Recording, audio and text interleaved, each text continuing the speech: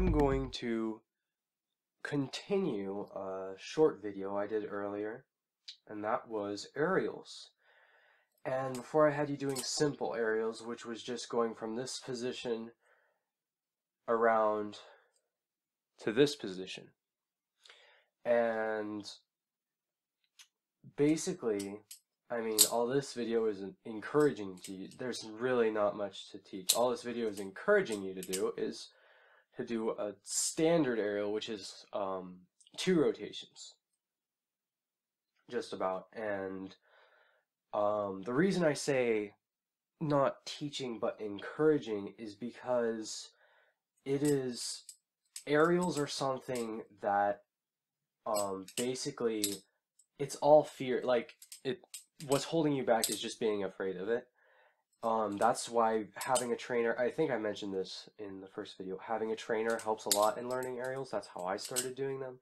Because then there's no fear of a flying blade stabbing into your hand, which helps a lot. So,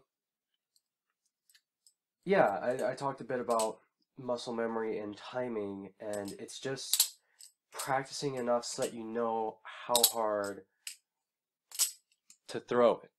And I'm probably going to have a hard time keeping it on camera, so I apologize for that. But so before what you were doing is throwing it up here, and then it coming around to there. For what I just did there is you're throwing it up, it's spinning around, and then the bite handle comes back down again. So you're still catching the bite handle. It's like the exact same thing as doing that. The thing is, you just have a lot more rotations in there. Well, not a lot more, just one more. It's not too much, and it's pretty simple. So it's just a matter of doing it, really. You can't really tape your blade because the thing that gets you the most with aerials is the tip. And that's what always pokes into you, and it's really not that bad. It's not any worse than any other cut. So just start doing it. I'd say just toss it up and see if you can watch for that latch and watch it spinning around in the air so that you can see it coming around and then sticking your hand back in to catch it. It's seriously just muscle memory and a lot of practice. Something else about it, you can do reverse grip aerials just as easily. Instead of, if it's spinning around, instead of sticking your hand like this, all you gotta do is stick your hand a little bit earlier, like this, and you'll catch it like that. It's a little bit different timing.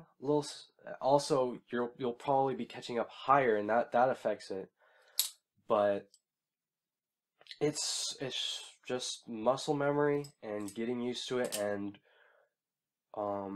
not being afraid of it. You just can't be afraid of it when you throw it up, and yeah, it takes some getting used to. So if you have a trainer, now is a great time to put it to use, and just see if you can watch it. And you know, when I started doing aerials, one last note, when I started doing aerials, I would just throw it up. I won't do it now just because I don't want to have to pick it up. I would just throw it and then just watch it spin.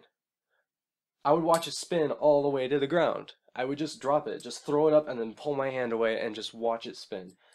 And see how well I could keep track of the handles and see what kind of timing I would need to catch it in an open position. So there you go, some thoughts and a basic tutorial on doing aerials.